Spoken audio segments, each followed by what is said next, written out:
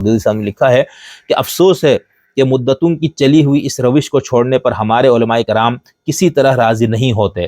انہوں نے اصل اور فروع، نص اور تعویل کے فرق کو نظر انداز کر دیا۔ یہ بہت اہم ہے جو مودودی صاحب بیان کر رہے ہیں۔ ہم نے اپنی ابھی نئی آنے والی کتاب میں مسئلہ تکفیر پر مختصر بات کی ہے کہ TTP وغیرہ، داعش وغیرہ کے نزدیک باقی لوگوں کی جو تکفیر کی گئی ہو کس بنیاد پہ ہے، تو ہم نے وہاں پر اس پہ تھوڑی سی بحث کی۔ بہت اہم بات ہے، یہ کسی آگے کے لیکچر میں ہم تفصیل سے بتائیں گے آپ کو کہ تکفیر اگر ناگزیر بھی ہو جاتا ہے کبھی کرنا تو اس کے لیے کس قدر کڑی شرائط اور ضوابط ہے جس کو سامنے رکھنا ہے۔ تو مودودی صاحب نے لکھا کہ انہوں نے یعنی علماء نے اصل اور فروع، نص اور تعویل کے فرق کو نظر انداز کر دیا ہے۔ وہ ان فروع کو بھی اصول بنائے بیٹھے ہیں جن کو انہوں نے خود یا ان کے اسلاف نے اپنے مخصوص فہم کی بنا پر اصول سے اخذ کیا ہے۔ وہ ان تعویلات کو بھی نصوص کے درجے میں رکھتے ہیں جو نصوص سے معانی اخذ کرنے میں ان کے گروہ نے اختیار کی ہے۔ اس کا نتیجہ یہ ہے کہ وہ اپنے فروع اور اپنی تعویلات کے منکر کو بھی اسی طرح کافر قرار دیتے ہیں جس طرح اصول اور نصوص کے منکر کو قرار دیا جاتا ہے۔ ٹھیک ہے، بہت اہم، بہت ہی بنیادی بات ہے۔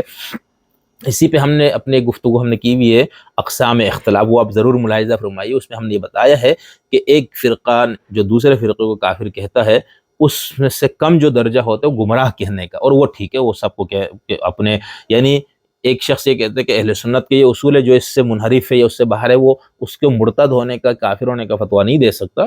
جب تک وہ شخص اپنے آپ کو مسلمان کہتا ہے اور جو شرائط اس پہ موجود ہے وہ یہ کہہ سکتے ہیں گمراہ ہے۔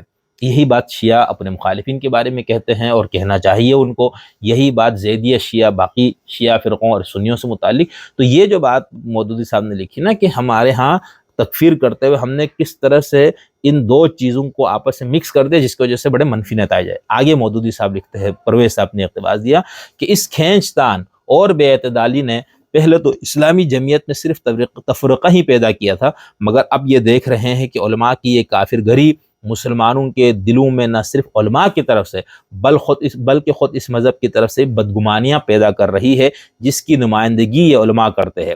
روز بروز علماء کا اقتدار مسلمانوں پر سے اٹھتا جا رہا ہے۔ ان کی باتیں سن کر دل مذہب کی طرف راغب ہونے کے بجائے اس سے دور بھاگنے لگے ہیں۔ مذہبی مجلسوں اور مذہبی تحریروں کے متعلق یہ عام خیال پیدا ہو گیا ہے کہ ان فضول جھگڑوں کے سوا کچھ نہیں ہوتا۔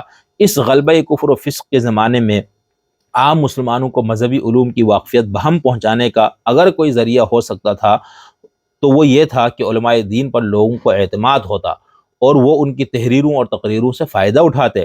مگر افسوس کہ ان فرقہ بندی کی لڑائیوں اور ان تکفیر کے مشغلوں سے یہ ایک ذریعہ بھی ختم ہوا جا رہا ہے، اور یہ مسلمانوں میں مذہب سے عام واقفیت اور گمراہی کے پھیلنے کی ایک بڑی وجہ ہے۔ کاش ہمارے علماء اپنی اس غلطی کو محسوس کریں اور اسلام اور مسلمانوں پر نہیں تو خود اپنے اوپر ہی رحم کر کے اس روش سے باز آ جائیں جس نے ان کو اپنی قوم میں اس قدر رسوا کر دیا ہے۔ درآں حالے کہ یہی وہ قوم تھی جو کبھی ان کو سر آنکھوں پر بٹھاتی تھی۔ مودودی صاحب کا یہ اقتباس جو ہے پرویز صاحب نے لیا ہے تفہیمات، جو مودودی صاحب کی کتاب ہے، حصہ دوم، صفحہ نمبر 151۔